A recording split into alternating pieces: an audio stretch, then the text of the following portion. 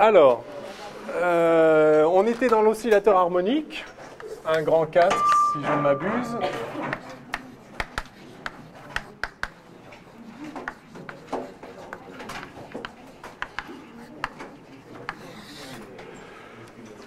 Donc on va essayer de s'en sortir avec un petit tableau, mais je vais essayer d'écrire plus petit. Si vous ne voyez pas bien, dites-le moi. Donc, on avait... donc ça, c'est comme je l'avais dit l'autre fois, c'est un chapitre important de la physique quantique, parce que c'est un prototype pour beaucoup de choses en physique quantique. L'oscillateur harmonique, c'est important aussi, évidemment, en physique classique. L'oscillateur harmonique, c'est donc un système avec un potentiel qui est une parabole. Hein, donc, un demi... Alors, pour éviter les cas, j'avais écrit 1,5 de m oméga 2 x2. Donc, voilà le potentiel. Donc, classiquement, on sait tous résoudre cet oscillateur harmonique. Hein. Donc, par exemple, un ressort. Donc, vous avez x2 point plus oméga 2 x égale 0, qui a pour solution a cos oméga t plus phi, ou bien ae puissance i oméga t plus be puissance moins i oméga t, ou bien a cos oméga t plus b sin oméga t. Alors, ce n'est pas les mêmes a, hein, ce n'est pas les mêmes constantes d'intégration. Donc, voilà les solutions sinusoïdales pour l'oscillateur harmonique. Donc, vous savez bien, si vous démarrez avec une valeur, par exemple, x0, sans vitesse initiale, la particule va osciller comme ça. Hein, si on présente une bille dans un puits, ça va faire ça comme ça. Bon, solution sinusoïdale très importante. De constantes d'intégration, parce que c'est une équation du second ordre. Bref, vous connaissez l'oscillateur harmonique. Alors, en physique quantique, l'idée, c'est que le hamiltonien, donc l'énergie, va s'exprimer comme en physique classique, mais avec des opérateurs. Donc, l'opérateur hamiltonien, ça sera donc l'énergie cinétique P2 sur 2m, plus énergie potentielle, si on veut, V de x carré, c'est-à-dire ici, donc P2 sur 2m, plus 1,5 de m oméga 2, x carré, avec x, donc l'opérateur position. Alors ça c'est un opérateur qui agit sur l'espace des états, et on cherche donc les états propres. Alors on avait adimensionné les p et les x, donc on avait défini, donc je vous avais montré que ça c'était la somme de deux carrés qu'on pouvait un peu factoriser, enfin essayer de factoriser. Donc d'abord j'avais adimensionné les x, donc on fait ça, alors grand X c'était racine de m oméga sur h bar x, hein, donc en fait racine de h bar sur m oméga, ça a les dimensions d'une longueur, donc ça maintenant c'est sans dimension. Et puis on avait introduit P qui était adimensionné avec 1 sur racine de m h bar oméga, petit p. Alors oui, je distingue mal mes grands P, mes petits p, mais enfin bon, voilà. Et ensuite, on avait donc fait un changement de variable en quelque sorte. Au lieu de travailler en x et en p, on a travaillé en a et a croix. Et donc on avait a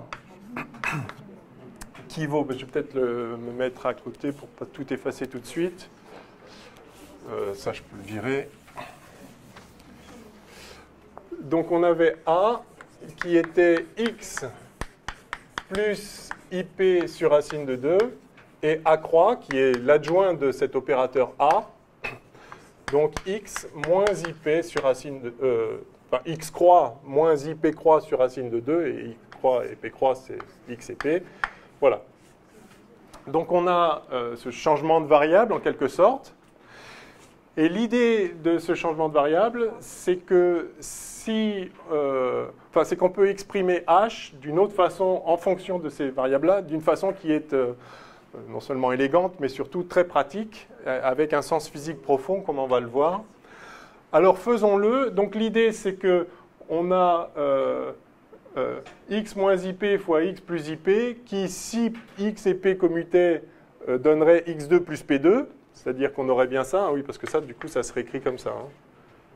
Ça, c'est x2 plus p2. Hein, c'est fait pour. C'est vrai, ça? Non, c'est pas vrai. Ah oui, fois h bar oméga, bien sûr. C'est la dimension d'une énergie, et on a adimensionné le reste. Voilà. Donc ça, c'est x plus ip fois x moins ip si ça commutait. Mais comme ça ne commute pas, c'est un petit peu plus compliqué. Donc ce qu'on va faire, c'est qu'on va calculer a croix fois a. Alors, donc la gestion du tableau va être un peu compliquée là aujourd'hui, je suis désolé. Je suis jamais très fort avec... Non, ça, je vais le virer. Je vais écrire a croix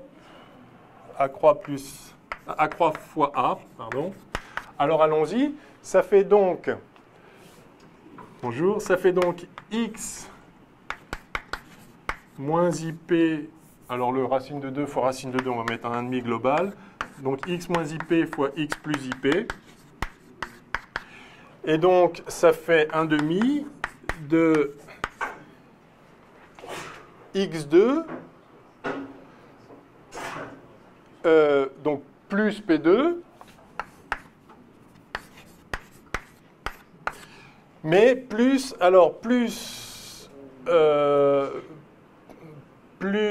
xip, donc plus, alors j'ai toujours le 1,5 de i fois xp moins px, d'accord? Donc vous voyez ici apparaître le commutateur de x et de p. Et le commutateur de x et de p, on le connaît. Alors pour les petits x et les petits p, ce commutateur c'est IH bar, d'accord? Alors pour les grands x et les grands p, mince, j'ai effacé grand x et grand p, la normalisation est telle que ça doit faire I tout court. C'était quoi la normalisation? C'était racine de m oméga sur h bar. Donc grand x.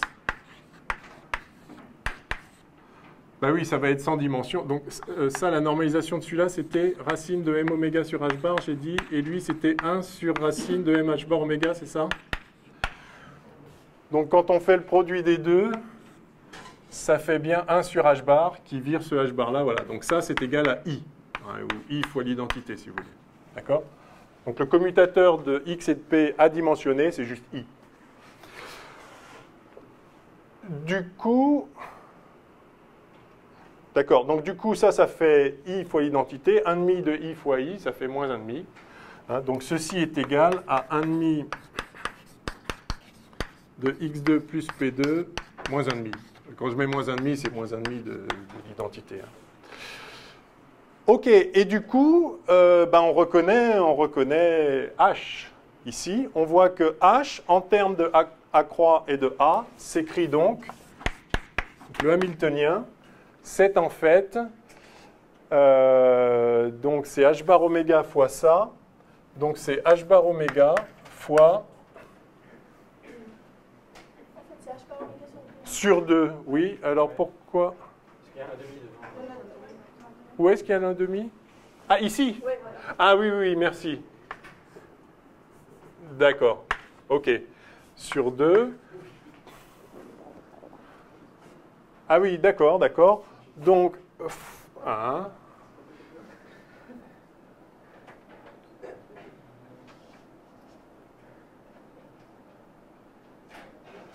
D'accord, pardon. X2 plus P2 sur 2, c'est ça? Oui, donc c'est A croix A, d'accord. Donc c'est H bar oméga fois A croix A plus 1,5. Yes, c'est ça qu'il faut trouver.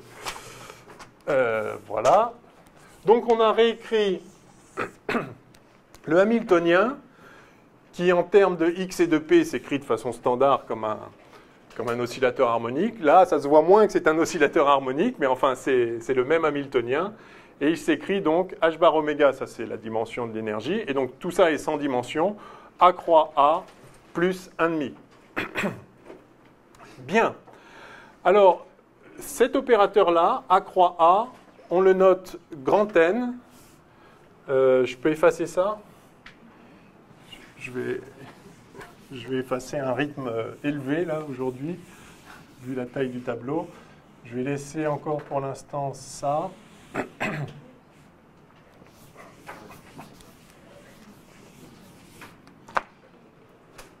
Voilà. Alors, donc,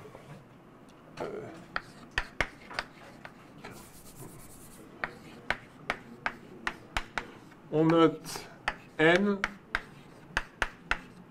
l'opérateur A croix A.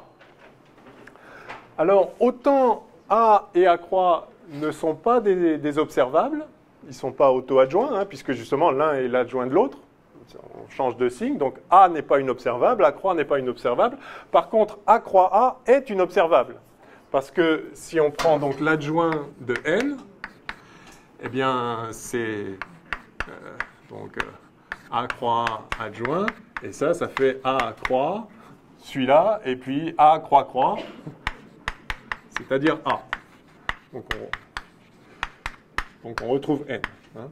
Donc n est auto-adjoint. Par conséquent, c'est une observable. Il y a une grandeur physique associée à l'opérateur n, qui est donc un opérateur hermitien qui a des valeurs propres réelles, d'accord, et qu'on peut diagonaliser dans une base de vecteurs propres. Alors ça, c'est important. Donc n est une observable. Et donc, il existe une base de vecteurs propres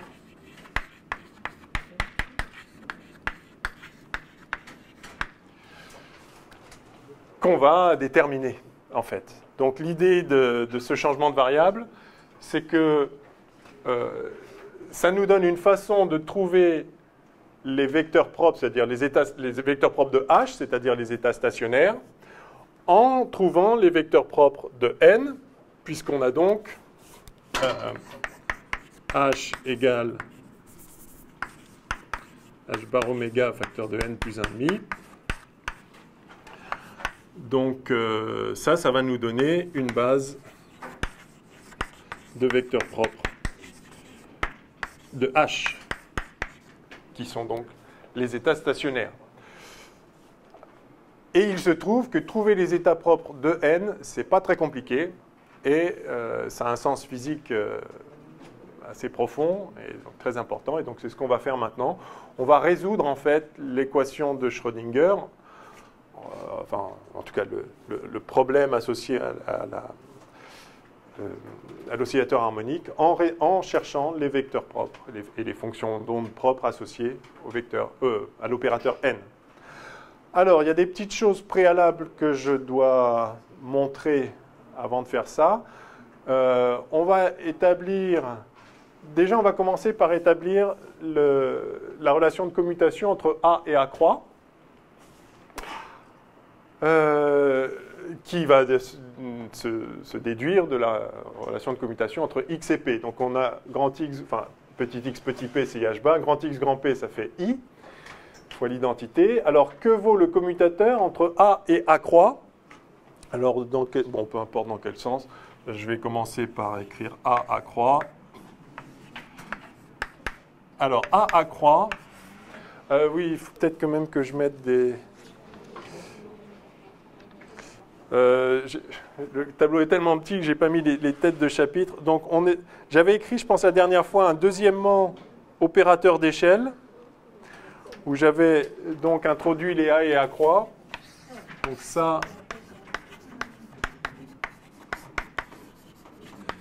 s'appelle les opérateurs d'échelle.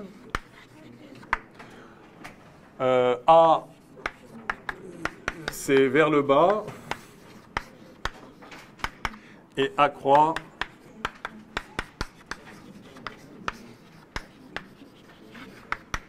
c'est vers le haut. Donc ça, ce que j'avais fait la dernière fois, ce que j'ai fait aujourd'hui, c'est-à-dire réécrire H en termes de A et A croix, mettez-le sous un titre, comment je l'ai appelé, hamiltonien, tout simplement, réécriture du hamiltonien.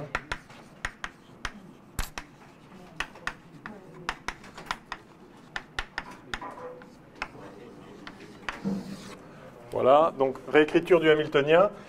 Et maintenant, donc le programme, c'est de trouver les états propres de n pour trouver les états propres de h. Oui? Comment vous avez fait pour calculer n croix? Eh bien, quand vous avez A, B, croix, c'est B croix, A croix. D'accord? Donc, voilà. Alors, je l'ai un peu détaillé, mais voilà. OK? Vous vous souvenez ça, il n'y a pas besoin que je redémontre, c'est bon? OK. Alors, on va calculer le commutateur de A et de A croix. Donc, je vais mettre ça dans un quatrièmement. Je crois que je l'ai appelé relation de commutation.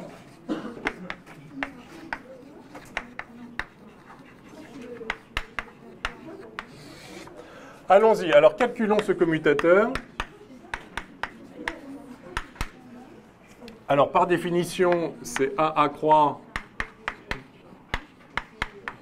moins A croix A.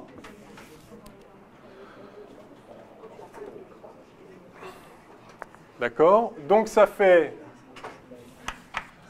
Alors, donc je fais ça fois ça, moi ça fois ça. Hein. Donc, le 1,5, enfin, le racine de 2, il va faire 1,5 global. Donc, j'ai 1,5 de x plus ip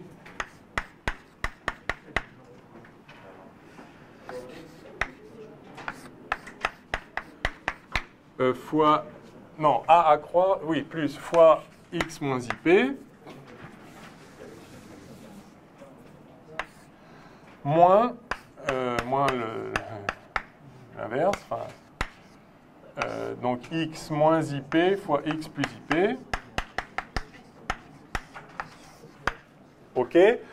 Alors, ça fait x2 moins x2, plus p2 moins p2, et il y a les termes, donc, enfin, il y a les commutateurs, là. Donc là, il y a x, on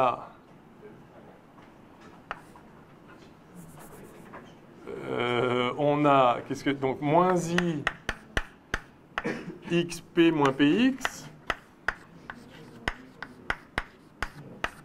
et là bah, exactement l'opposé.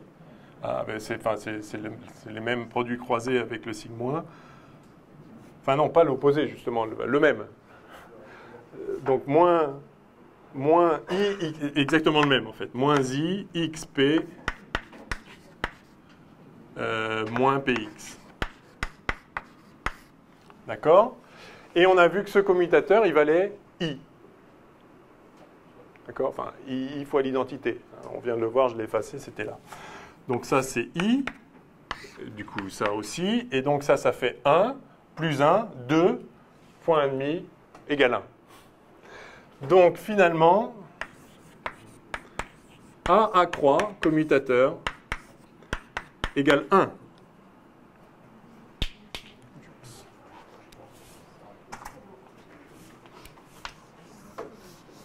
Yes?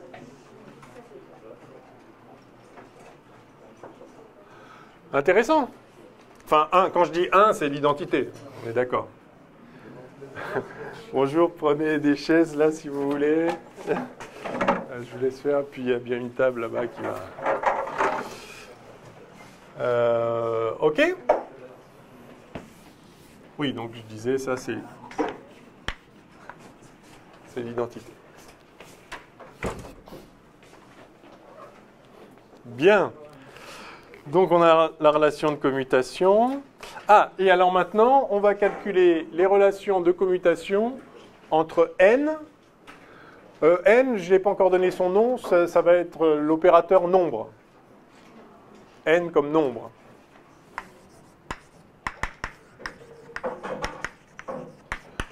Ou nombre de quanta, éventuellement.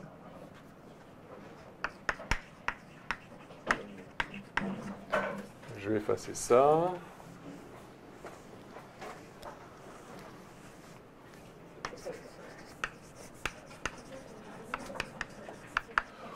Opérateur nombre de quanta, et donc n égale A croix A. Donc ça, c'est l'opérateur d'échelle vers le bas, d'échelle vers le haut, pour des raisons qui vont apparaître très rapidement. Et ça, c'est donc l'opérateur nombre total ou nombre de quanta. Enfin, on verra. Donc je vais calculer maintenant le commutateur de n et de a. D'accord? Bah, il suffit de l'écrire. Donc ça fait. Alors n, c'est a croix a. Donc ça fait a croix a fois a moins a fois a croix a. OK? Et du coup, maintenant, je peux le regrouper autrement.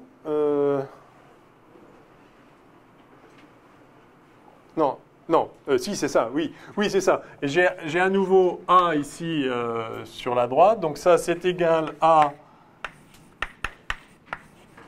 A croix A moins A croix le tout fois A.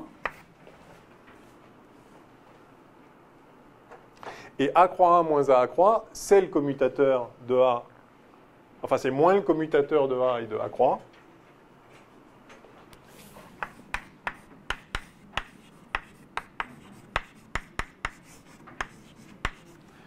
Et ce commutateur-là, on a vu que c'était 1, donc ça fait moins A. Intéressant? Enfin, intéressant, bon, voilà. On a le commutateur de n et de A. Ça va avoir des conséquences importantes tout de suite. Mais pendant qu'on y est, calculons le commutateur de n et de A croix. Donc n A croix égale, alors pareil, donc ça fait A croix A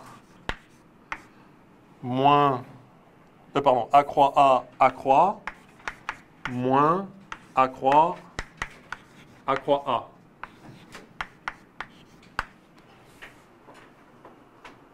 Yes. Et donc ça, c'est A croix facteur de le commutateur de A et de A croix.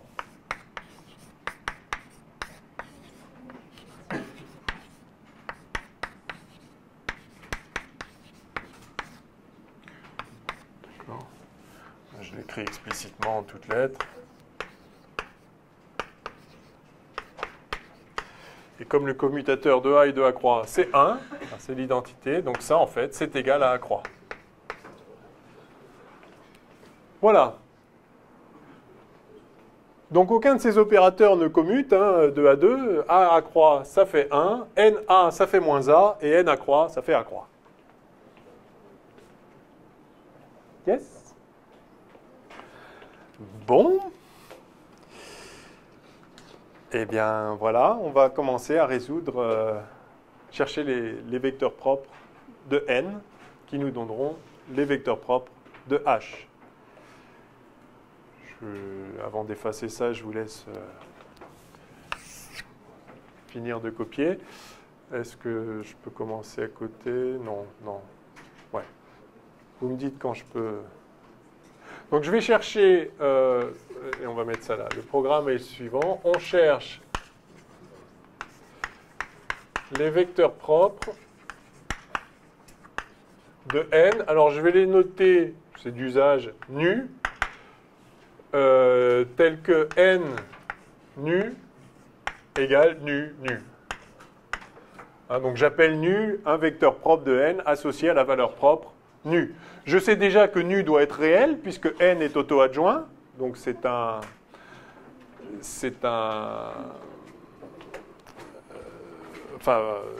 toutes ces valeurs propres sont réelles, d'accord? Et puis voilà. Donc j'appelle nu, je ne sais rien d'autre que nu est réel actuellement.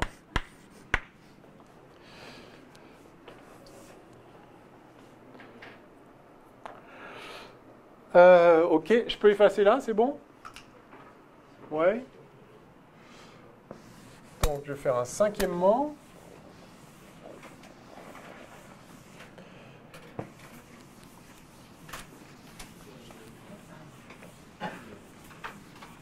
Allez, go. J'aurais peut-être dû laisser ça dans un coin. Donc on a trouvé que NA c'était moins A.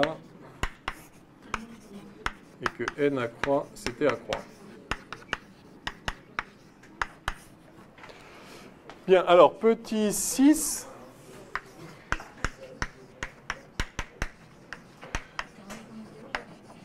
Vecteur propre de n. Ah non, pardon. Oui, enfin, oui. Oui. Alors, donc, action de A et à croix sur les vecteurs propres en question. Donc, je définis le vecteur propre de n nu comme ceci, enfin c'est la définition d'un vecteur propre associé à la valeur propre nu, et je vais regarder l'action de A et de A croix sur ces vecteurs propres. Alors, vous allez voir ça, c'est magnifique. Si je calcule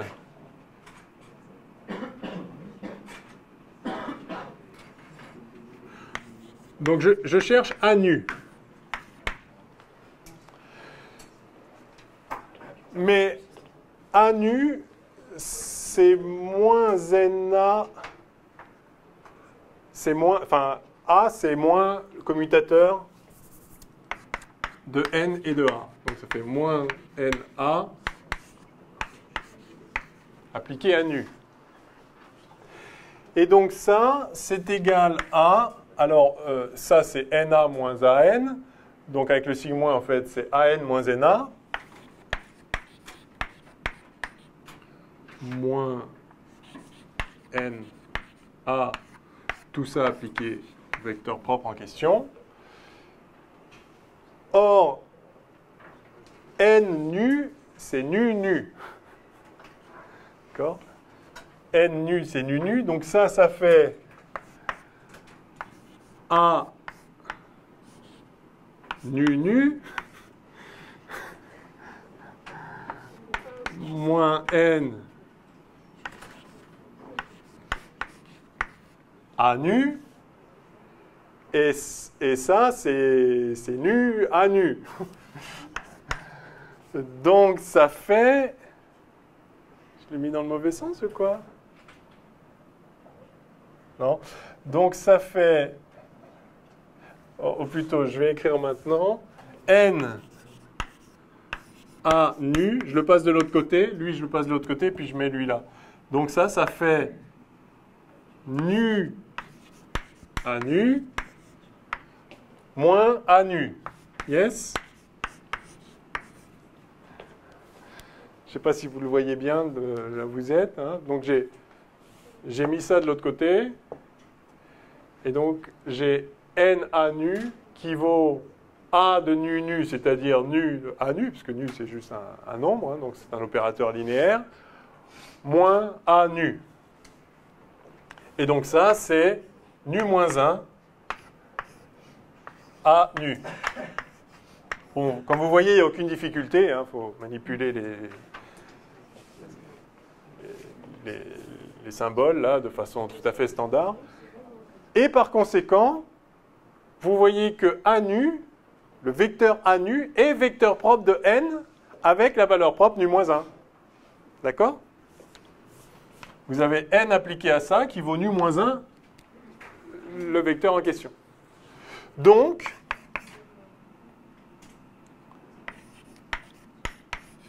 A nu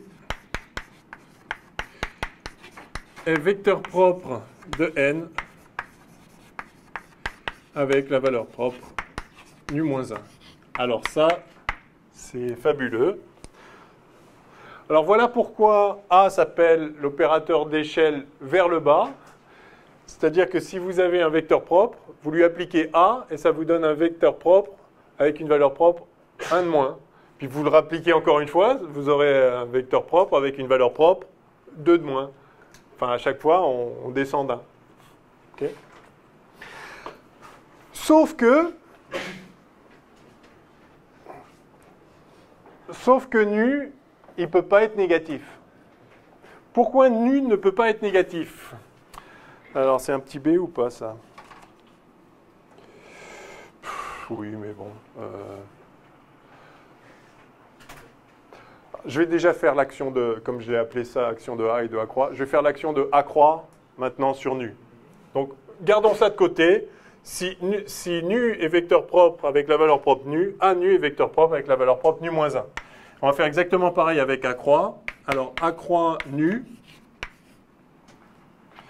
Eh bien, ça vaut, alors A croix, c'est N A croix. Donc, c'est le commutateur de N et de A croix. Donc, N A croix nu moins A croix N de nu. Et donc ça me dit, sachant que ça, là, c'est nu toujours. Ça implique que n appliqué... Non, pardon. Oui.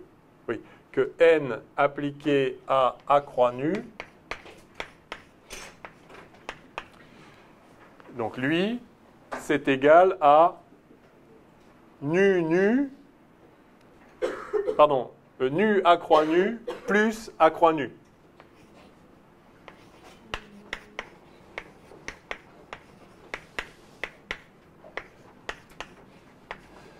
Et par conséquent, c'est égal à nu plus 1 A croix nu. Moralité, A croix nu est vecteur propre de n avec la valeur propre nu plus 1. Opérateur d'échelle vers le haut. Si vous avez un vecteur propre de n, vous lui appliquez A, ça fait un nouveau vecteur propre qui a une valeur propre 1 de moins. Et si vous lui appliquez A croix, ça fait un nouveau vecteur propre qui a une valeur propre 1 de plus.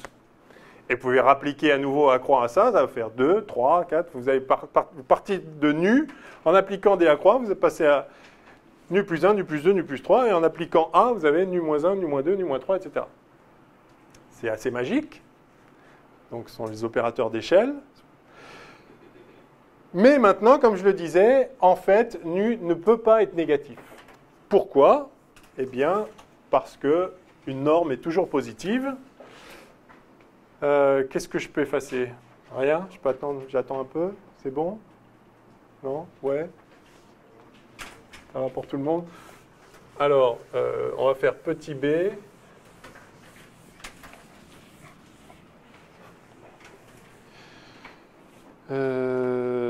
Petit b, c'était voilà, valeur propre et vecteur propre.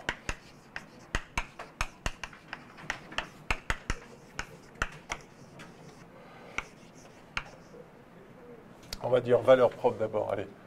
Donc valeur propre de n. Nota bene, nu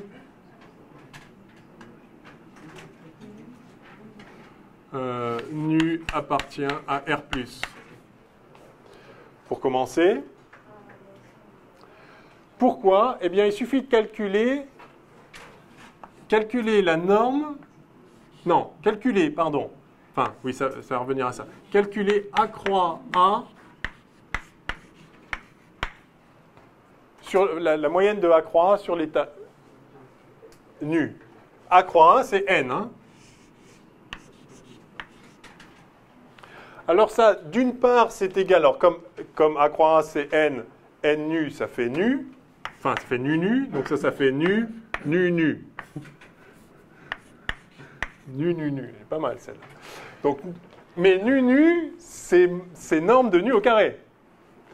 Donc ça, c'est égal à nu, norme de nu comme ça au carré. Yes?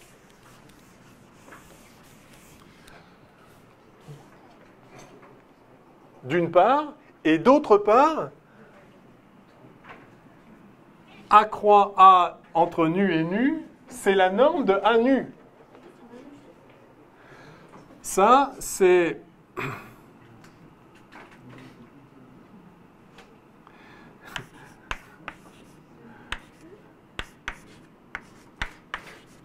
c'est le produit hermitien entre A nu et A nu.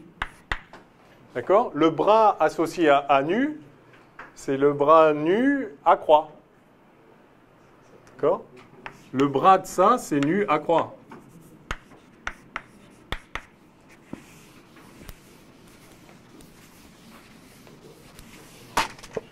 Ouais. Hein, donc si vous le coupez comme ça, vous avez un vecteur fois son bras, enfin son bras fois lui. Donc ça, c'est... Enfin, le H, c'est le produit hermitien, c'est ma notation habituelle. Hein. D'accord? Donc en fait, ça, c'est la norme de A nu. Égale norme du vecteur A nu. Au carré, pardon. Yes?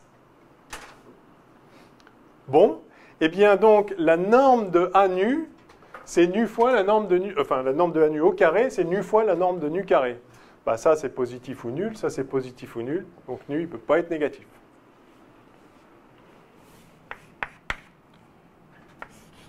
Nu, positif ou nul.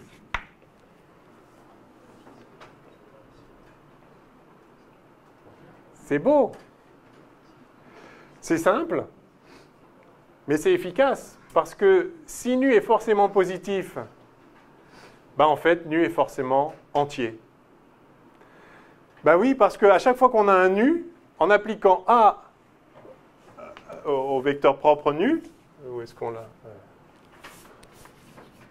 On a vu que A nu, c'est un vecteur propre avec valeur propre nu moins 1.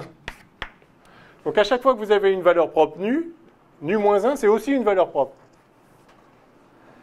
Mais du coup, nu moins 2 aussi, nu moins 3, nu moins n, quel que soit n. Donc il y a un moment, ça va être négatif. Mais ça ne peut pas être négatif. La seule façon qu'on ne descende pas jusqu'à moins l'infini, c'est qu'à un moment, on s'arrête parce qu'on tombe sur 0. Et quand on tombe sur 0, c'est très différent. Parce que...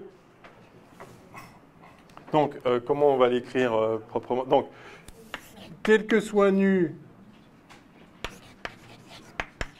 valeur propre, nu moins 1, nu moins 2, nu moins n et valeur propre.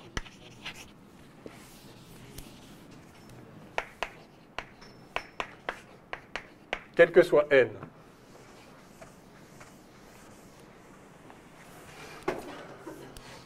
Sauf si on passe par 0, donc ça c'est une contradiction.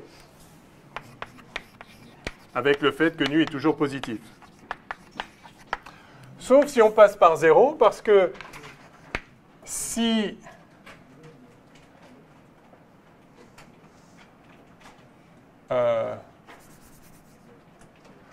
donc si on passe par 0, qu'est-ce qu'on a? Je vais le noter 0, le vecteur propre, deux valeurs propres, de n, deux valeurs propres 0. Hein, donc j'ai n0 qui vaut 0, 0.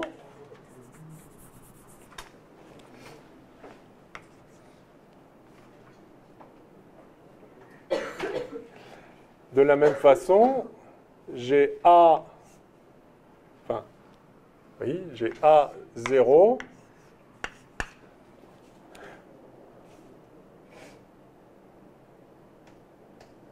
enfin n0 qui vaut 0 fois 0, c'est-à-dire 0. Et ça, c'est le vecteur nul. Ne pas confondre le vecteur nul et le vecteur 0. Ça, c'est un ket, c'est un vecteur propre de l'opérateur n. Mais A0 qui est censé... Oui, A0, ça y est, est un... par l'étude qu'on a faite, c'est censé être un vecteur propre avec la valeur propre moins 1. Sauf si ça, c'est nul. Parce qu'un vecteur nul n'est pas un vecteur propre.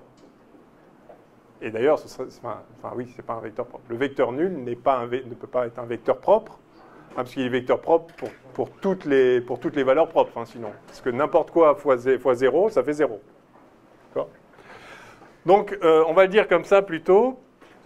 On a, alors, A nu est vecteur propre pour la valeur propre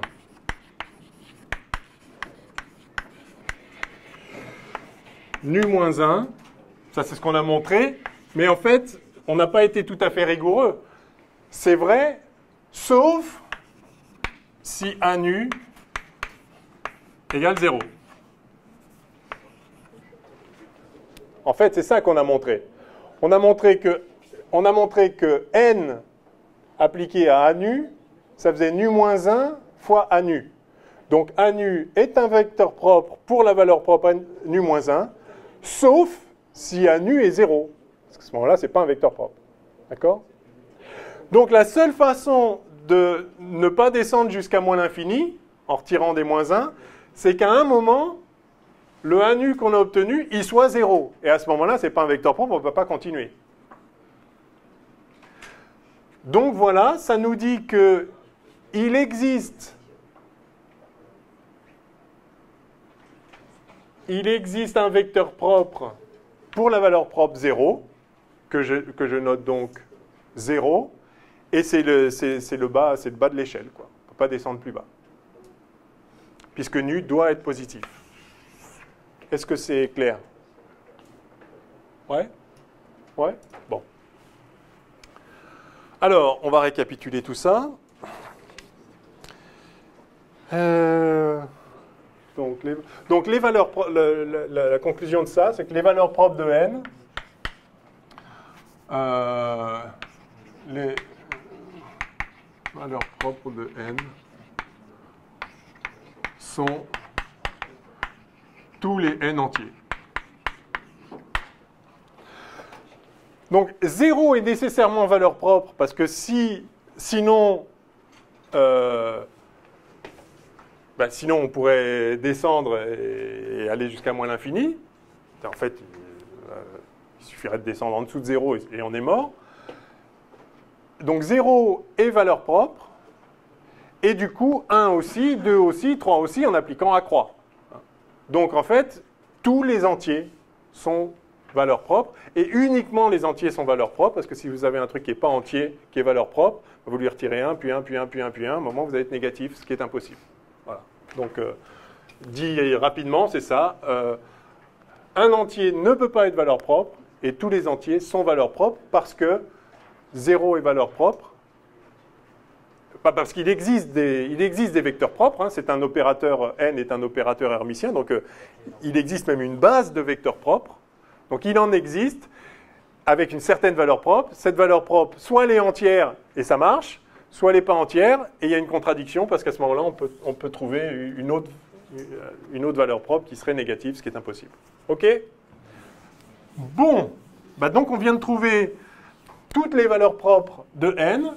Eh bien, il reste à trouver les vecteurs propres associés. Alors, petit c, vecteur propre associé. Oui. Alors, alors, comment on sait que 0 est valeur propre? On sait qu'il existe des valeurs propres. Enfin, il existe une base de vecteurs propres même. Donc, donc, il existe un certain nu tel que nu. Donc, il existe nu tel que.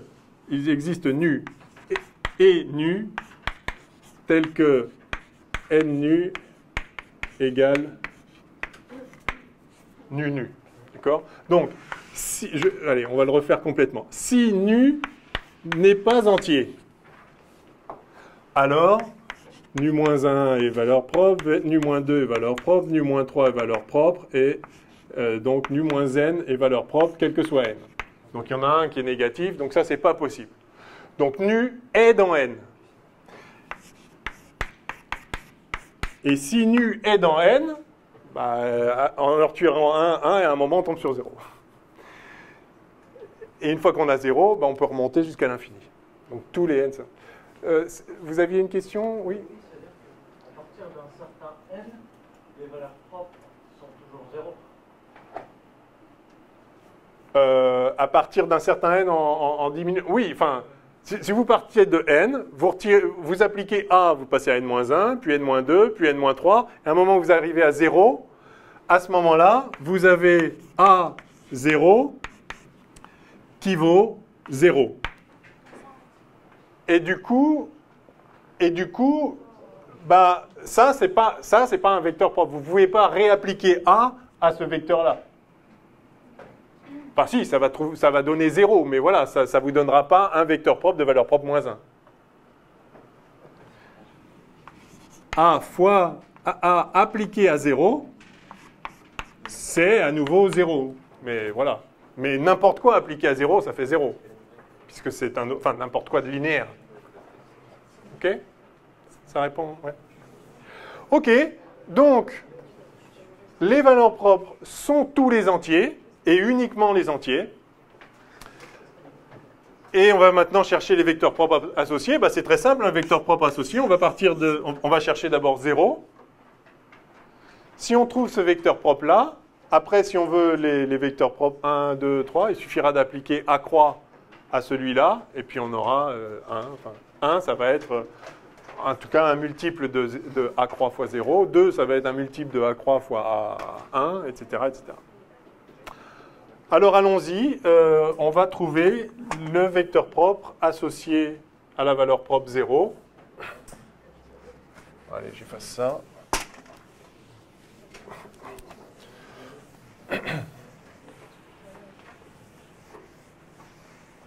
Allez.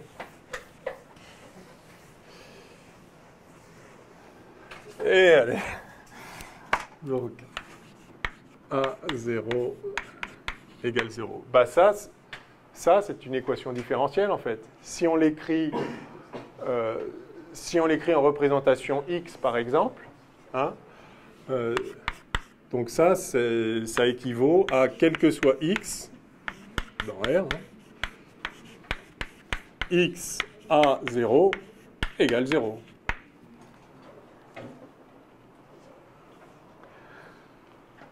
Donc, on va trouver le vecteur propre 0, le ket 0, comme une fonction d'onde. Enfin, on va trouver la fonction d'onde associée à ce ket. La fonction d'onde, je vais la noter psi indice 0 de x, qui est simplement x0, hein, comme n'importe quel ket. N'importe quel ket psi est associé à la fonction d'onde x psi égale psi de x, quoi. Donc, voilà ce que je cherche. Le ket 0 évalué par le bras x me donne la fonction d'onde correspondante à ce ket. Et ceci, quel que soit x. Et donc, il suffit que j'écrive A en représentation x. C'est-à-dire, faut que j'écrive ça. Qu'est-ce que c'est ça? Bien, ça, c'est simple, puisque A, vous rappelez que c'est, alors avec une normalisation près, c'était x plus ip. Ou alors on se met en grand X. On va se mettre en grand X. On changera après. Donc c'est grand X plus I grand P. Ouais, j'ai pas montré l'action de grand P. Allez, on va se mettre en petit x. Donc c'est x plus IP. Alors la normalisation. Ah, oh, la normalisation. Alors, ouais, racine de MH bar. De M oméga sur H bar, merci. Et puis là, il y a un sur racine. Ouais, mais du coup, si on met ça en facteur, c'est comme ça, non? Ouais, c'est ça. Hein? Ouais? Ouais. Ouais. OK. Et ça, l'action de x en représentation x, c'est facile, c'est multiplié par x. Et l'action de p en représentation x, c'est moins IH bar d sur dx. OK? Donc, ça, là, x à 0, c'est racine de m oméga sur h bar, x plus i fois moins IH bar, le tout sur m oméga, d sur dx, et tout ça appliqué à psi 0 de x. OK?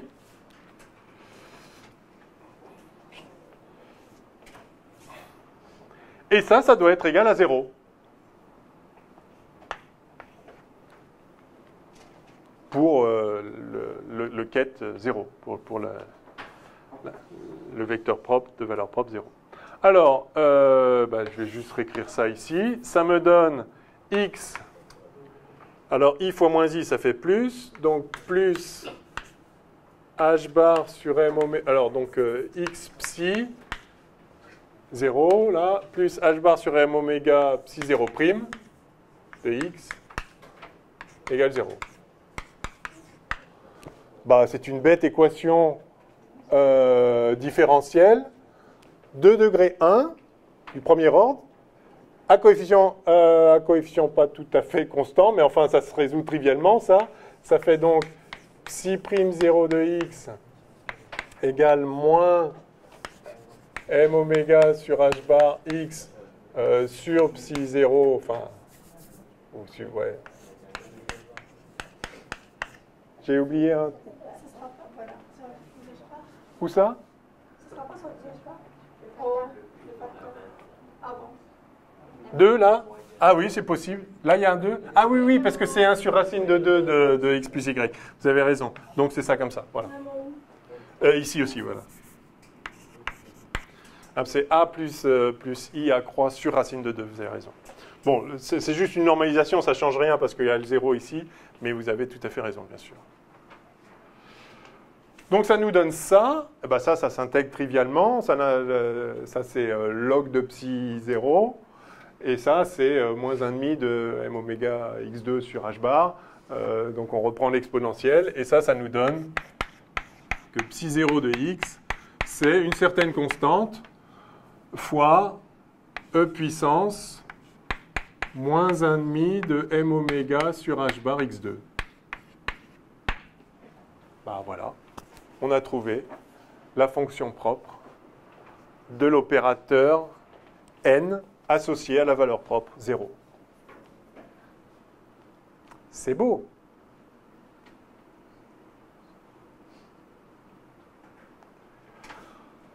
Alors, on est content de plusieurs choses. On est content de trouver une constante ici parce qu'on sait bien que les états propres sont définis à une constante près. Si vous avez un vecteur propre, lambda fois ce vecteur propre, c'est encore un vecteur propre pour la même valeur propre. D'accord ? Donc c'est normal qu'il y ait cette liberté-là. Mais ce qui est agréable ici, c'est qu'on a juste cette liberté. C'est une équation différentielle du premier ordre. Donc la valeur propre 0 n'est pas dégénérée. Il n'y a pas deux fonctions d'onde indépendantes, linéairement indépendantes, c'est-à-dire qu'elles ne soient pas juste multiples l'une de l'autre. Il n'y a pas deux fonctions d'onde associées à la valeur propre 0. Il n'y en a qu'une, c'est celle-là. Alors avec la normalisation qu'on veut. Mettons la normalisation qui donne une norme de 1, tant qu'à faire. Hein. Alors, normalisation. Donc, si on veut... alors, on veut 0, 0 égale 1. La norme au carré de 0 doit être égale à 1. Alors ça s'exprime en termes de fonction d'onde. La norme d'un vecteur, c'est l'intégrale du module carré de sa fonction d'onde. Hein.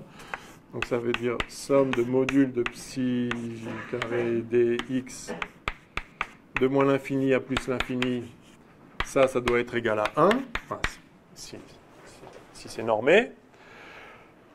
Et donc, vous avez une gaussienne à intégrer. Alors l'intégrale de la gaussienne, vous savez, hein, il y a une racine de pi qui va bien. Alors je vais vous donner le résultat pour ne pas me planter avec les chiffres, là, avec les préfacteurs. Je vais me donner le résultat pour ne pas me tromper. Donc ça donne psi 0 de x égale, alors 1 sur... Ah oui, je l'ai exprimé en termes... Peut-être pas faire ça tout de suite. Alors, ça va faire m oméga... alors, c'est dans quel sens ? M oméga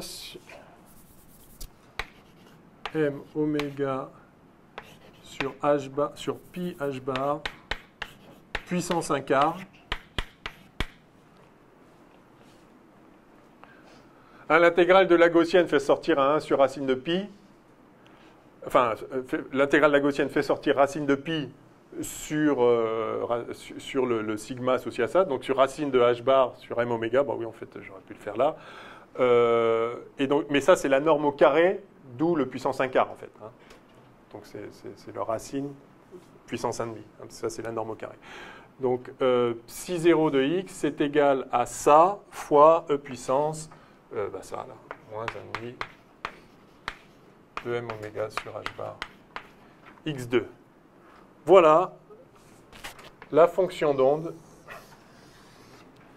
associée à la valeur propre 0. Yes? Bon, il y a des facteurs, là, il y a des préfacteurs, mais enfin, on ne peut pas faire plus simple, c'est une gaussienne. Une bête gaussienne, centrée sur 0. Donc ça, c'est le vecteur propre de valeur propre 0. Question? Pas de question? C'est bon? What else? Ouais, si, alors je vais introduire la grandeur x0, enfin un nombre x0. Est-ce que c'est...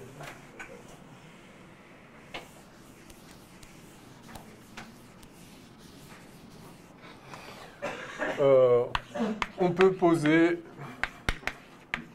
Vous voyez qu'il sort là un facteur, une échelle caractéristique pour la gaussienne, qui est juste le sigma de la gaussienne. Quand vous avez, une gaussienne, c'est e puissance moins x2 sur 2 sigma carré, d'accord? Donc le sigma, il se lit ici. Le sigma, c'est racine de h bar sur m oméga.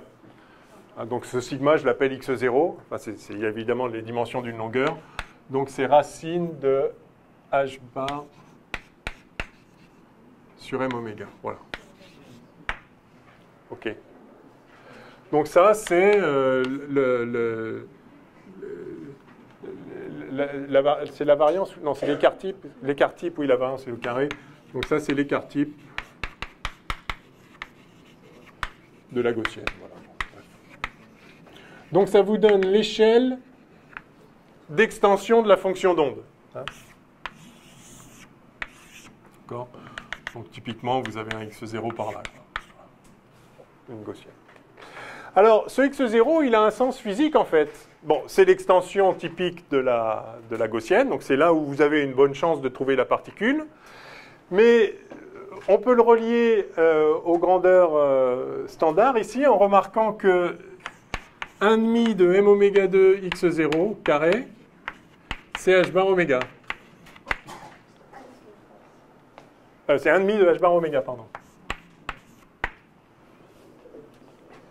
Or, ça, qu'est-ce que c'est, ça? Le m oméga 2, c'est la raideur du ressort. Donc là, vous voyez que l'énergie potentielle de l'oscillateur harmonique dans cet état-là, c'est 1,5 de h bar oméga. H bar oméga est une énergie, comme il se doit. Là, c'est 1,5 de h bar oméga. Or, ça, c'est l'état d'énergie minimale, en fait. C'est celui qui correspond à la valeur propre 0. Pourquoi c'est l'état d'énergie minimale? Parce que, je vous rappelle que H, c'est H bar oméga, facteur de n plus 1,5. C'est ça qu'on a trouvé, enfin A croix A plus 1,5. Donc les valeurs propres de n, on a vu que c'était tous les entiers. Les valeurs propres de H, c'est quoi? Du coup, c'est tous les H bar oméga n plus 1,5 où n est dans n. Je crois que j'ai dû faire un autre paragraphe pour ça. Non? Si, plus tard. Je suis un peu dans le désordre là, mais c'est pas grave. On va le faire là. Donc, les valeurs propres de H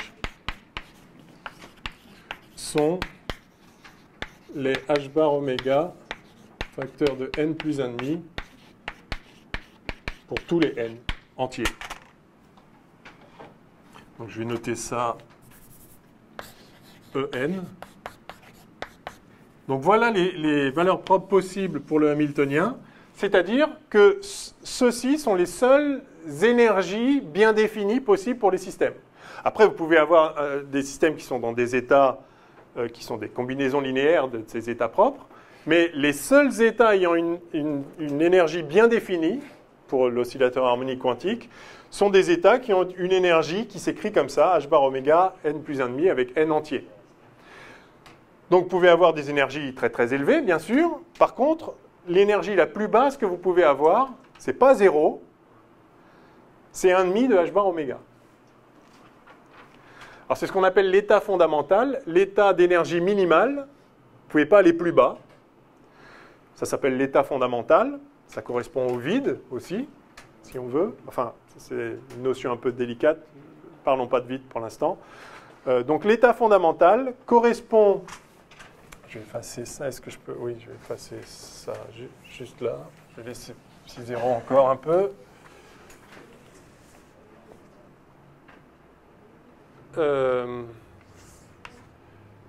Donc, état fondamental. Donc, par définition, c'est l'état d'énergie minimale.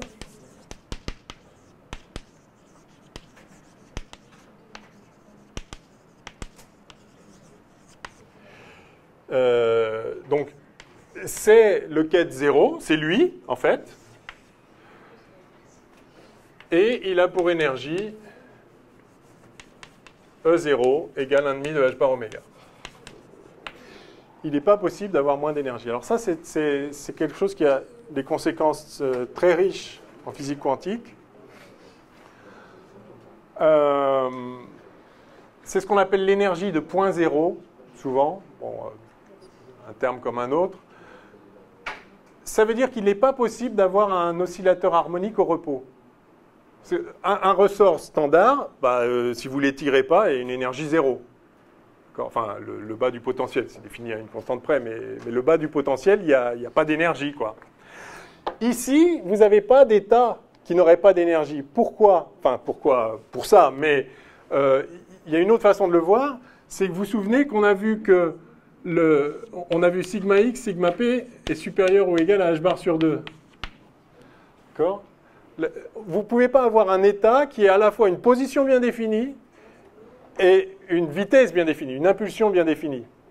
Pour avoir une énergie nulle, quand votre énergie, c'est 1,5 de m oméga 2 x2 plus p2 sur 2m, pour avoir une énergie nulle, il faut être en x égale 0, enfin sur la position d'équilibre, avec une vitesse nulle. Un oscillateur harmonique d'énergie nulle, il est en 0, il n'est pas étiré, il n'a pas de vitesse. Oui, mais ça veut dire que, quantiquement, ce n'est pas possible. Parce qu'un objet qui est en 0 sans vitesse, ça n'existe pas. On ne peut pas avoir à la fois une position bien définie, en 0, et une vitesse bien définie, vitesse nulle. Donc il n'y a pas d'état comme ça en physique quantique. Si vous êtes sûr d'être au point 0, alors vous avez une incertitude une indétermination sur la vitesse. Et en fait, donc vous avez un écart type de la vitesse qui vaut quelque chose, en fait, qui va même être infini. Le mieux que vous pouvez avoir, c'est un étalement en x et un étalement en p qui est supérieur à h bar sur 2. Donc, il n'y a pas d'état au repos sans extension du ressort en physique quantique. Il y a forcément de l'énergie dans le système. L'énergie minimale qu'il y a dans le système, eh bien, c'est celle-là. C'est 1,5 de h bar oméga, où oméga, classiquement, c'était le racine de k sur m, ou k raideur du ressort et m. Enfin bon, en tout cas, chaque oscillateur harmonique est caractérisé par sa fréquence d'oscillation propre, sa fréquence standard, enfin sa fréquence propre, oui. Eh bien, le minimum d'énergie que vous pouvez avoir si vous avez un oscillateur harmonique de fréquence oméga, c'est 1,5 de h bar oméga. Et toutes les autres énergies possibles, enfin les énergies bien définies possibles, c'est-à-dire correspondant à des états qui ont une énergie, les autres états n'ont pas d'énergie, mais bien définies, toutes les autres énergies possibles sont celles-là. Et vous voyez donc la différence entre deux niveaux d'énergie, c'est h bar oméga. Le minimum, c'est 1,5 de h bar oméga, puis après, c'est 3,5, puis 5,5. À chaque fois, vous montez de h bar oméga. Alors ça, c'est magnifique. C'est exactement ce que Planck avait introduit de façon heuristique pour résoudre le problème du corps noir. Il avait... Oui. Ah, heuristique, ça veut dire un petit peu... ça veut dire pour essayer de trouver le résultat, mais sans vraiment justifier, quoi. Essayons de voir ce que ça donnerait si... C'est un terme qui est utilisé par les physiciens de façon un peu lâche parfois, enfin, avec des sens parfois un petit peu différents. Enfin, l'heuristique, c'est pour essayer d'obtenir un résultat, quoi. Et après, une fois qu'on l'a, on est content de l'avoir. C'est pas grave si on l'a obtenu de façon pas super rigoureuse. Une fois qu'on a le résultat, ça devient clair. Donc, Planck s'était dit, mais ok, vous savez, le problème du rayonnement du corps noir, hein, c'était votre premier TD, je crois. Il y a une divergence ultraviolette. Enfin, si on dit que, on fait de la physique statistique et on dit que tous les degrés de liberté ont 1,5 de kT comme énergie, et qu'on dit dans une cavité, il peut y avoir n'importe quelle fréquence, enfin, vous avez les fréquences quantifiées, mais vous pouvez avoir n'importe quelle énergie attribuée à n'importe quel mode, voilà. Il y a un problème et on trouve que le rayonnement du corps noir a une forme qui n'est pas du tout celle qu'on voit, et dans les hautes énergies, ça diverge complètement, bref, ça n'a aucun sens. Pour résoudre ce problème, Planck a dit, ouais, supposons que, en fait, pour une fréquence bien déterminée, on puisse avoir que des photons, enfin il ne les a pas appelés photons, hein, c'est 5 ans plus tard qu'Einstein a appelé ça photons, mais que des quantas de rayonnement qui seraient tous des multiples de l'énergie h bar oméga. Enfin, tous des multiples de oméga, et puis après, cette constante-là, il suffit de voir ce qu'il faut pour reproduire le spectre du corps noir. Donc c'est la constante de Planck. Il a introduit une constante, il a dit, supposons qu'en fait, à une fréquence donnée, on ne peut pas avoir n'importe quelle énergie, on peut avoir que des multiples que des multiples de oméga, que des multiples d'une certaine quantité d'oméga. Et en faisant ça, il a résolu le problème du corps noir. Et bien là, ce qu'on vient de voir, c'est qu'en fait, un oscillateur harmonique produit ça de façon tout à fait naturelle. N'importe quel oscillateur harmonique produit un spectre en énergie où vous ne pouvez pas avoir n'importe quelle énergie. Enfin, soit vous êtes une combinaison linéaire d'états et vous n'avez même pas d'énergie bien définie, mais les modes propres, les modes qui ont un état, une énergie bien définie, mode stationnaire, dans le langage de Schrödinger, sont les états qui ont ces énergies-là. Vous ne pouvez pas avoir n'importe quelle énergie. C'est soit 1,5 de h bar oméga, soit ça plus un multiple entier de h bar oméga. Donc pour passer d'un niveau à l'autre, vous ajoutez un h bar oméga ou vous retirez un h bar oméga. C'est ce que font les opérateurs A et A croix. Ça fait passer d'un niveau à un autre. Mais vous aurez toujours un multiple de h bar oméga plus 1,5 de h bar oméga. Bon. Ok, alors là j'ai un peu anticipé sur la suite. Je voudrais écrire, donc j'en étais où? Ah, j'ai même effacé. Il s'appelait comment là mon dernier paragraphe? Vecteur propre de n. Vecteur propre de n. Alors on a juste trouvé un vecteur propre, c'est le vecteur propre 0. Donc maintenant on va faire les autres. Et pour faire les autres, on va simplement appliquer A croix à ça, et on va obtenir psi 1, et puis A croix, ça va faire psi 2, etc. Donc on va juste faire ça. On va écrire la relation de récurrence, tout simplement. Et on va voir ce que ça donne. Alors, bon, on commentera ça un peu plus encore après. Donc...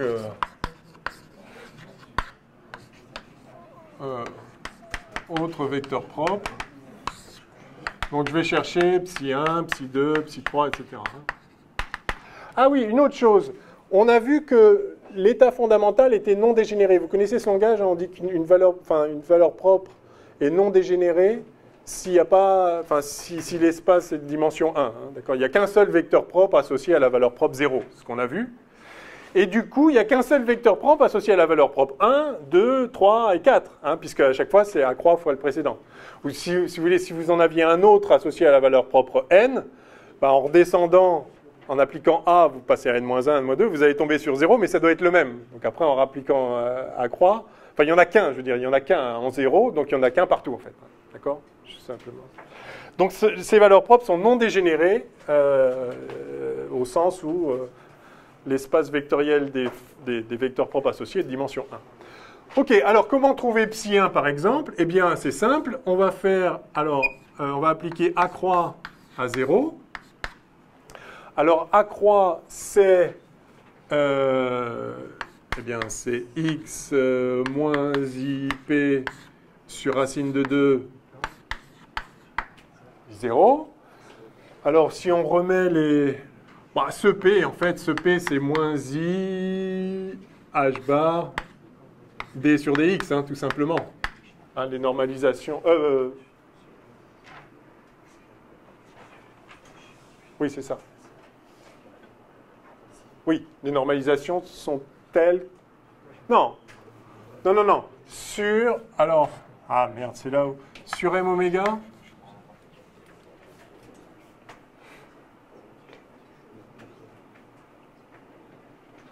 Ces deux-là sont sans dimension, mais H bar a bien la dimension de M oméga, non?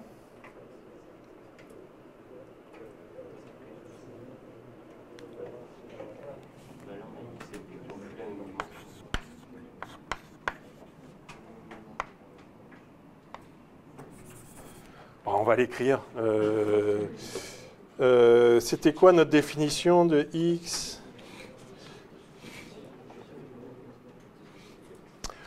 Donc, on a grand P qui valait « 1 sur racine de MH bar oméga petit p ». Et donc ça, c'est moins IH bar D sur D petit x sur racine de MH bar oméga. Et maintenant, grand X, et grand X, c'est racine, excusez-moi, je me sers de ça comme brouillon, là. Grand X, c'est racine de M oméga sur H bar, petit x, donc D sur dx, donc c'est fois H bar sur M oméga, racine de... Ouais, bah c'est ça. C'est ça. Ok, c'est ça. Donc, oubliez ça, là, c'était mon brouillon. Donc, on a... Ah, l'autre chose. Oui, j'ai introduit le x0, pardon. J'ai introduit x0 qui était tel que 1,5 de kx2 égale h bar oméga, là. Donc, c'était... Vous l'avez encore, les petits tableaux, c'est pas facile. C'était racine... de h bar sur m oméga, c'est ça? Et donc, vous voyez, en fait, que grand X, c'est x sur x0. Hein? On a adimensionné grand X. En fait, c'est ça l'élément adimensionnant. Hein? Donc, en fait, on a grand X qui vaut x sur x0. Hein, tout simplement. Je suis en train de me dire que je ferais mieux de travailler directement en petit x, alors peut-être. Non, allez. Donc, ça, cette fonction d'onde, c'est m oméga sur pi h bar e puissance moins x2 sur 2, en fait. Grand X. Hein? À cause de ça.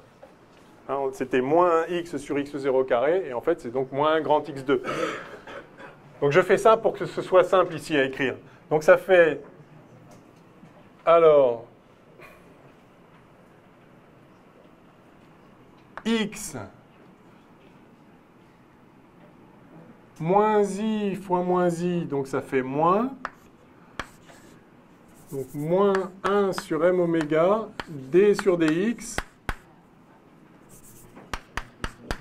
1 sur racine de 2, de psi 0 de x, psi 0 de grand x.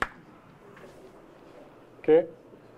Donc, vous voyez qu'on obtient, donc si je fais x ici,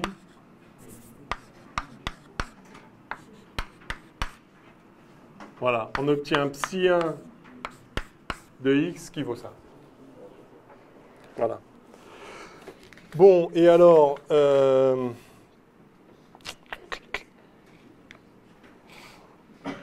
vais vous donner les résultats. Ouais, alors... Ouais, j'ai complètement changé mon plan, là. Enfin, pas complètement, mais un petit peu.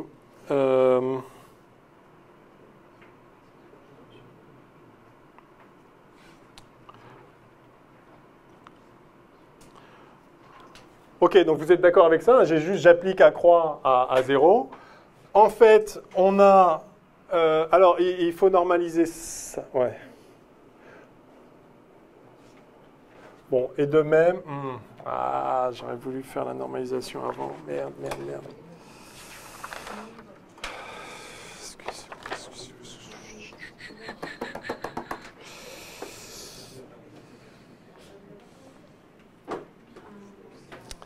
Faut que je normalise avant. Oh.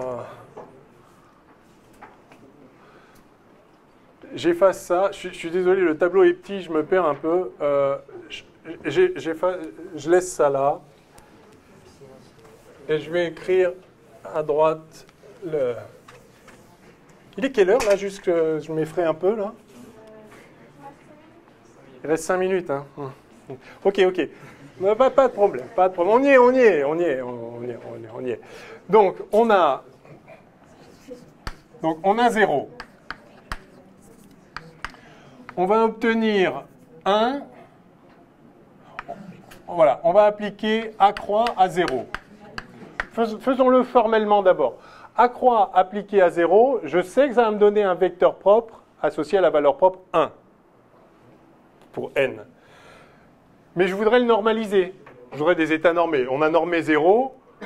Ça me donne un vecteur propre associé à la valeur propre 1, mais lequel? Enfin, avec quelle norme? Donc je voudrais que la norme, donc je vais calculer la norme de ça. La norme de A croix 0 au carré, eh bien c'est 0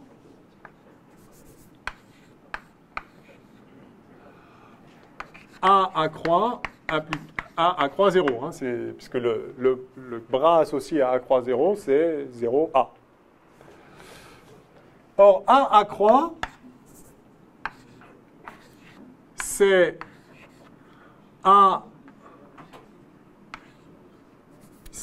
A croix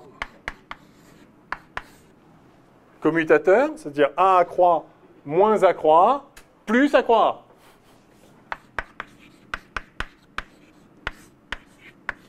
Associé à 0. Yes? 1 A croix, ça fait 1. Et A croix A, c'est n.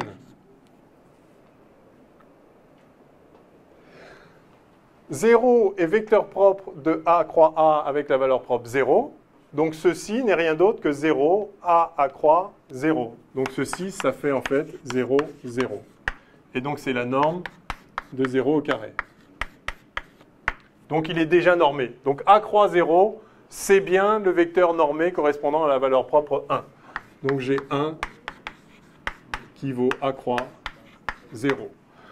Et puis je vais faire pareil pour avoir 2, puis 3, etc. Alors faisons-le au rang n.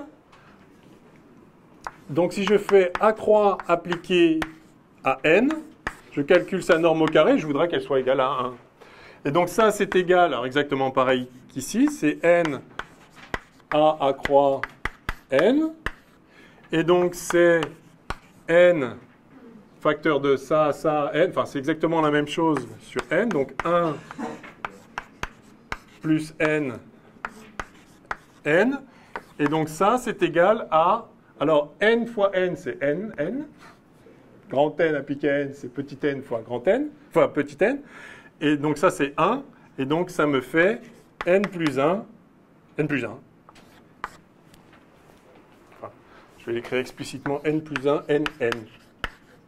Et donc, si j'ai le vecteur n qui est normé, hein, je les norme les uns après les autres, pour normer le vecteur n plus 1, il suffit que je divise par racine de n plus 1. D'accord? Égal n plus 1 si n est normé. Voilà. Et par conséquent, je vais nommer le vecteur n plus 1 1 sur racine de n plus 1 A croix n. Voilà. Oh, il faut que j'efface ça. Oh.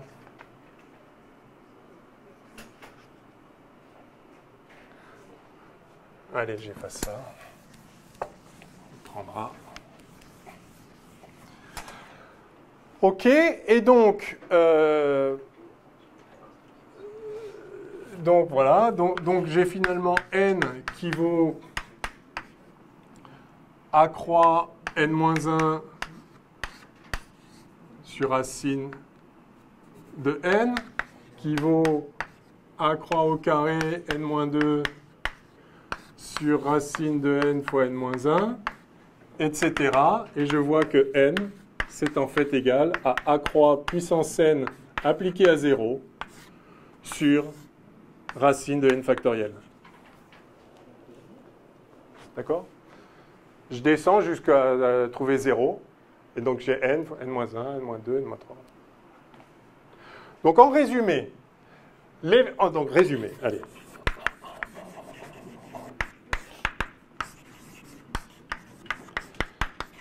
Les vecteurs propres de n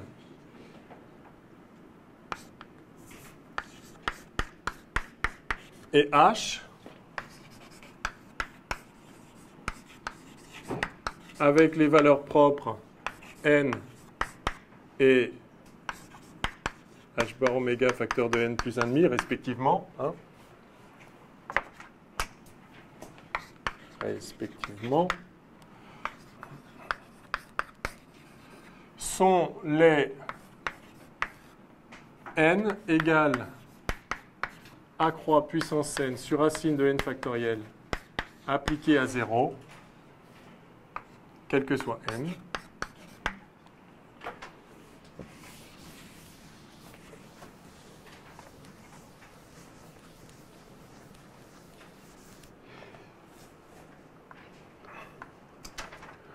Où 0 est la fonction d'onde qu'on a vue, où 0 égale, bref, le truc là, m oméga sur pi h bar puissance 1 quart e puissance moins x2 sur 2, grand X là. Hein. Et on a... Alors ça, c'est très important. Donc les opérateurs d'échelle, regardez bien comment ils agissent.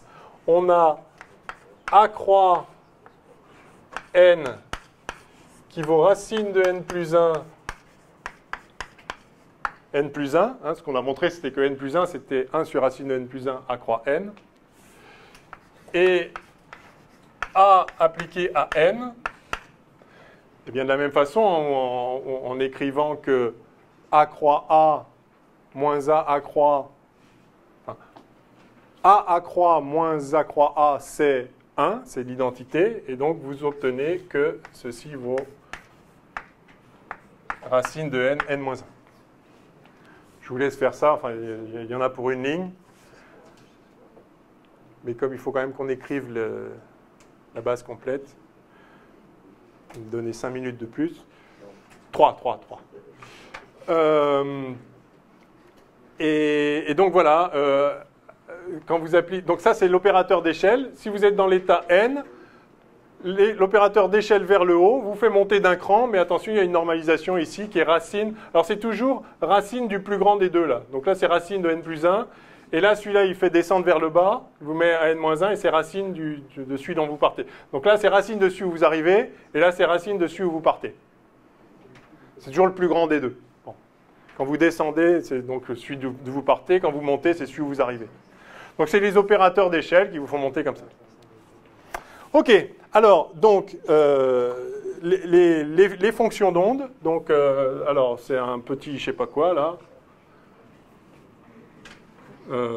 OK. Donc, les fonctions d'onde propres, je crois qu'on est déjà là-dedans. Donc, vous les obtenez à partir de psi 0, comme ceci. Hein.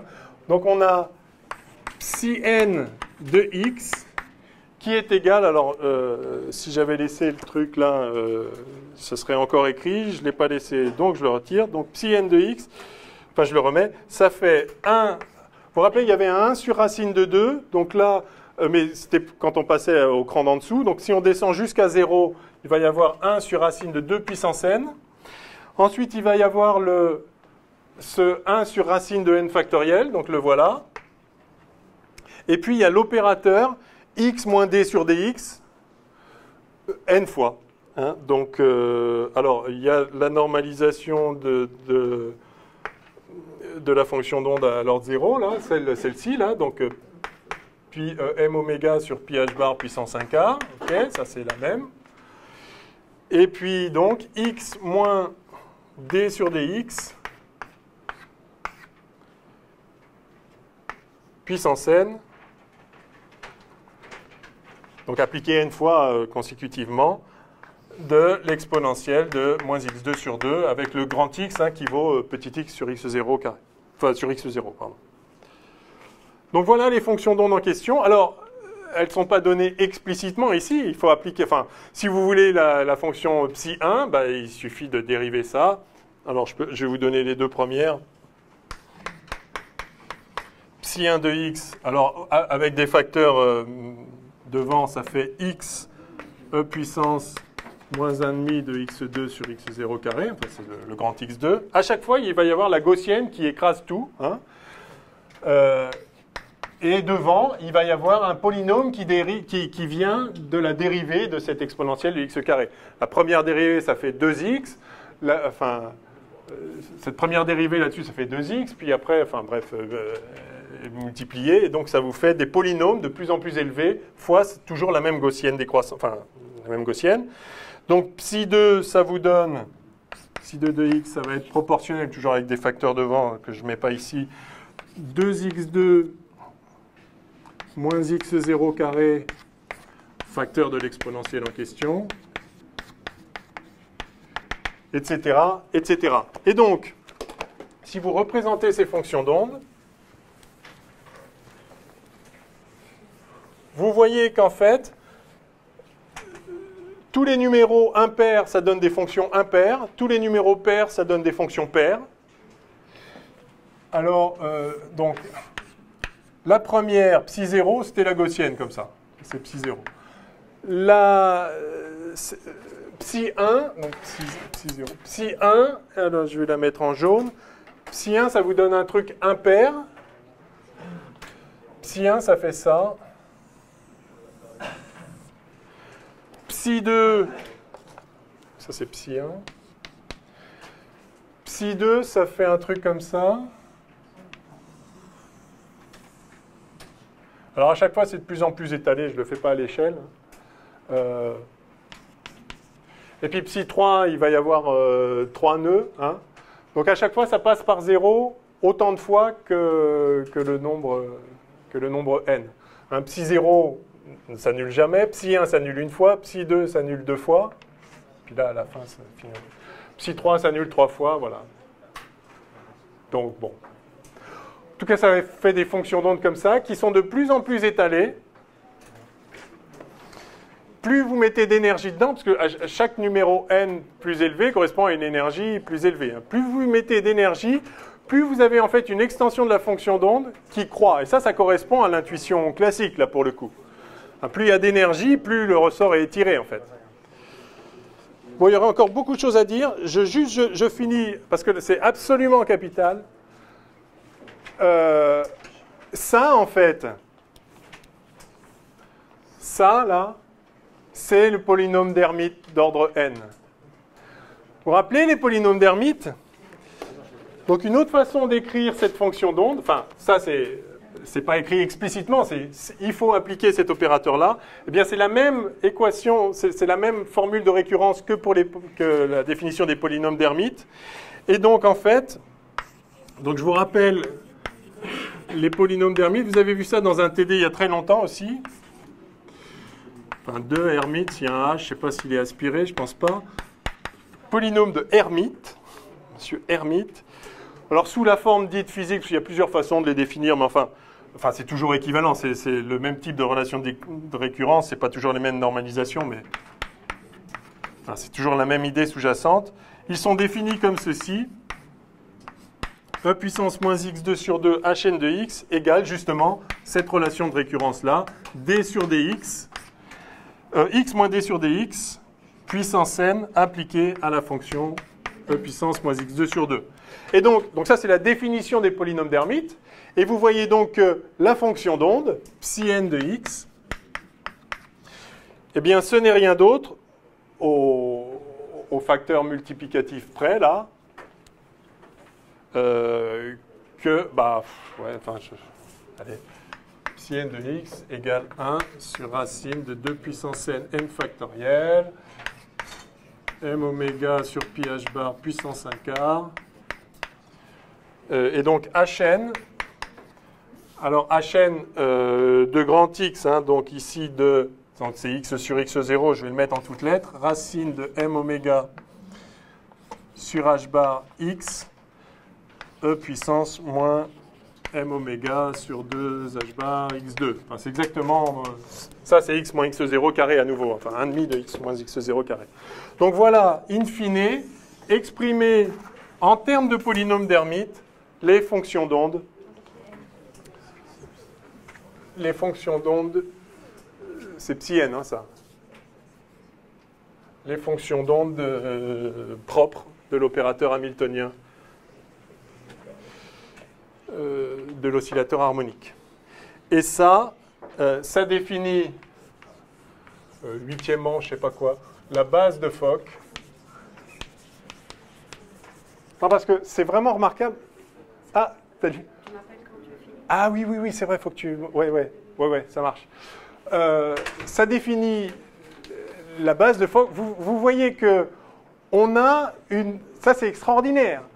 On a une base de Hilbert de l'espace de l'espace L2 de R. Parce que ce qu'on a fait là, c'est qu'on a trouvé une base de vecteur propre du hamiltonien. Cette base, donc, c'est la base 0, 1, 2, n. C'est une base orthonormée de l'espace des états.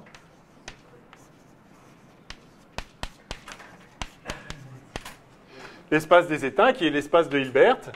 Mais cet espace de Hilbert, en termes de fonctions d'onde, c'est l'espace des fonctions d'onde, c'est-à-dire des fonctions de carré sommable. En fait, cet espace de Hilbert, représenté ici formellement en termes de vecteur d'état, vecteur d'un espace de Hilbert, tous les espaces de Hilbert dénombrables, on a vu, sont le même en fait. Ils sont tous isomorphes l'un aux autres. Et quand on le représente en termes de fonctions d'onde, cet espace, il est isomorphe à L2 de R. C'est l'espace des fonctions de carré sommable. Et donc, vous voyez que en trouvant une base en diagonalisant le hamiltonien, c'est-à-dire en trouvant une base de vecteurs propres, on a en fait trouvé une base de Hilbert de cet espace-là. Et cette base de Hilbert, c'est quoi? C'est les polynômes de Hilbert. En fait, on vient de montrer que les polynômes de Hilbert constituent une base orthonormée de l'espace L2 de R, puisqu'on a montré que, puisqu'on sait qu'on a diagonalisé H dans une base orthonormée. Donc, ça, c'est une base orthonormée qui, dans l'espace abstrait de Hilbert, l'espace des états, qui, dans sa réalisation, la réalisation de cet espace abstrait en termes de fonctions de carré sommable, les fonctions d'onde, a pour base équivalente avec les facteurs près ici, les Hn de x. Et donc, on a une base ici dénombrable. Donc, quand on travaille habituellement dans la base généralisée des x, on a une infinité continue de vecteurs propres ici. On a vu que ça ne pouvait pas être des vrais vecteurs propres.